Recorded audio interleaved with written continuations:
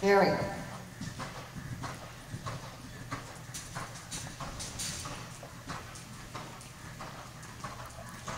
She's got such a good canter, there's just no need for her to do those silly things.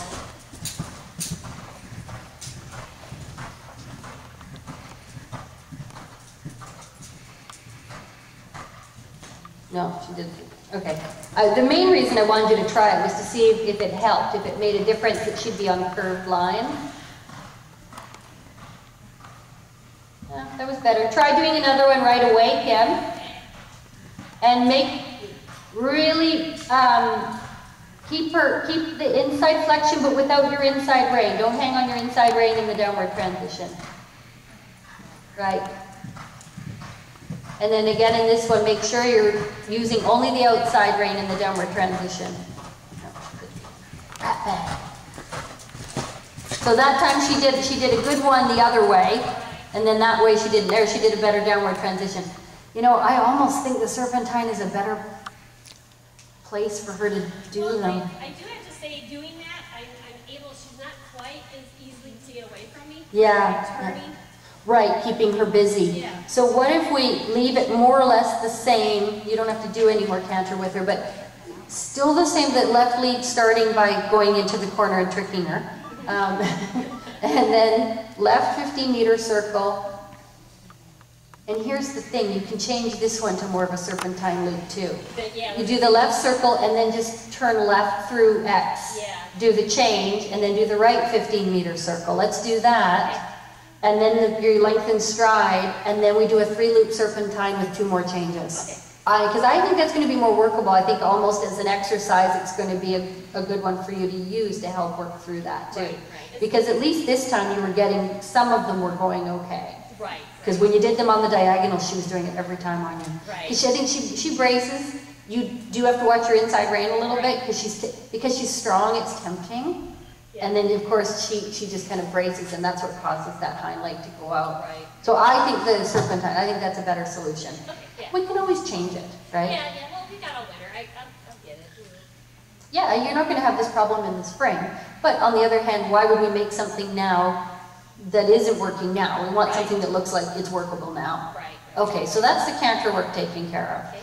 And I still think we should do it before the walk, because she's more likely, after a little bit of the trot work, maybe her leg yields because they're a strength. You know, they're supple after they've done that leg yielding. It's a good time to, I think, go into the canter work. And then she gets to walk, and then she trots, and I don't remember if we talked about her trot lengthenings, what they're like. They could be super. Okay. She's still a little weak behind. You know, they just say, you know, I need to develop more. She's like, you know, 6 on a good day, 7. You know, she gets a little uneven the longer I have to go. Okay. Maybe if we did short. Yeah. Okay. Yeah, we certainly can. In fact, we could combine them with the 10-meter circles, which would be a way of suppling her right before the lengthened stride. Right. So for example, let's say you've done your walk work and you come to trot, and you could come trot through the short side at V, ride your 10-meter circle, or even at the quarter line, if you want to make it more difficult. Turn on the quarter line. When you're beside V, ride your 10-meter circle between the quarter lines, and as soon as you finish the circle, go to M on a diagonal with your lengthened stride. From the quarter line? Yeah. Okay. As soon as you finish the circle, boom, and then come down the next quarter line, down the quarter line, 10-meter circle in front of S, and then immediately to F with your lengthened stride. That would be different. Yeah, it might be. This is kind of a way of looking like you're revving them up for that lengthened stride. Right, right. Getting too revved up. Why don't we, well, because we're doing this in pieces, let's just try that right now. Don't worry about too much lengthening. I just want to see how accurately you're riding your quarter lines and that the circles are good in between the quarter lines. Okay, so we would imagine that you are on, it won't, we can swap it out later, but try it from right rein, come up the quarter line between A and K, in trot, ride a 10-meter circle when you're beside V, and then go to M with a lengthened stride, and then I'll keep talking you through the next part.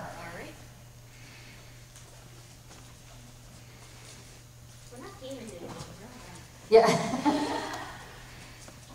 I'm glad we did it that way, though. I think that was a good way of getting, Yeah, I agree. getting that part taken care of. Getting her done.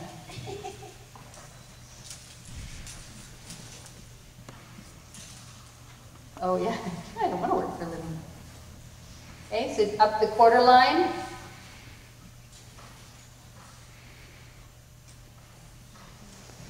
Good. And now your 10-meter circle. And don't worry, don't push her up too much in the lengthening. Just show that you get a nice response on a straight line a little bit forward into your contact.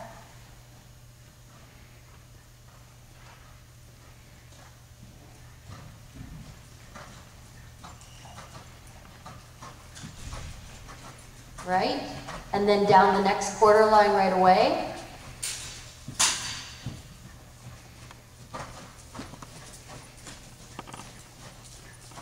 And 10-meter circle.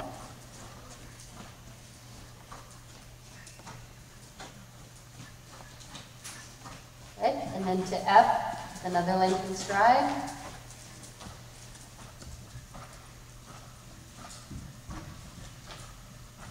Yeah, that was even a little bit better because now she's loosening up a bit. Center line. This would be the end of the freestyle, up center line.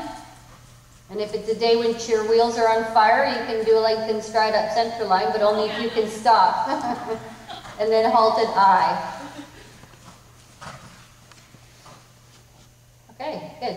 Yeah, I think that's kind of a cool way to incorporate the circles and the. Yeah. And I mean, here's the thing. You do those circles on the quarter line. Do you know how many judges haven't been on a horse for 20 years and don't even think that doing 10-meter circles between the quarter lines is difficult? Like, they just miss it, right? I know, right. Okay, so all we have to plug in now is the opening trot work, where I think we want to make those nice, difficult leg yields.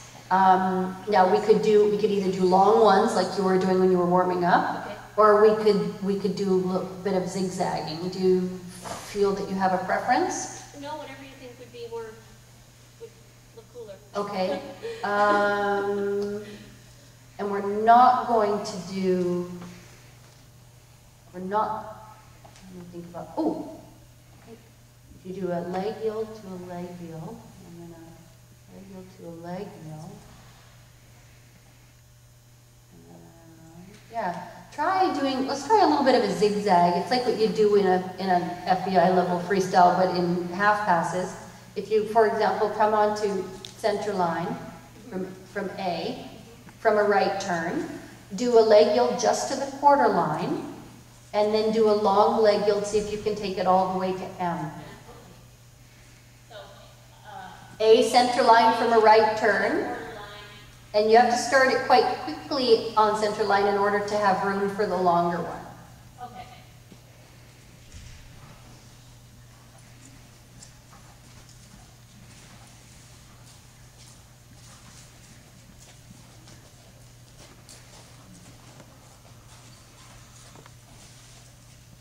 Right, so leg yield over, good. That's far enough. And now all the way back. Yeah, you can let her even travel a bit more forward than that. It's almost too sideways. Good. And then turn down center line at C. And leg yield right to the quarter line. So towards me. That's far enough. And now leg yield all the way back to the other quarter, all the back to the corner at F. Yeah, good. Good. I want you to just keep trotting around. What would happen next? You're trotting, trotting, trotting around the short side. Then you come up to E. You make your short diagonal to M. And you don't need to do the canter transition, but you'd be picking up your left lead canter right there. Oh, you decided to push your left, didn't you? I did. Just wanted to see. I should have tried to see. No, because now you've let her win something, right? I was going to ask you, do you think it would be possible for us to move the diagonal, instead of going from E to M, could we go from V to R, do you think? In the link, in the... No, in that, just what you just did. Instead of going from E to M into the canter, could we go V to R instead? Yeah.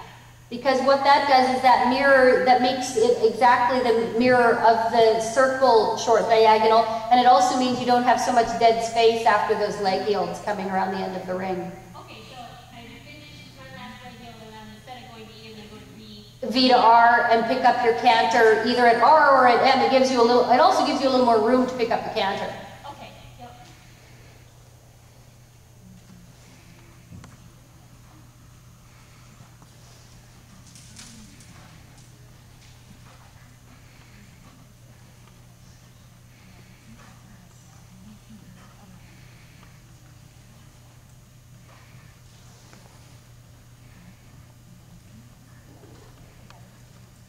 Right, and then also, like I say, it becomes a mirror of what you did, what you're going to do in the canter circles.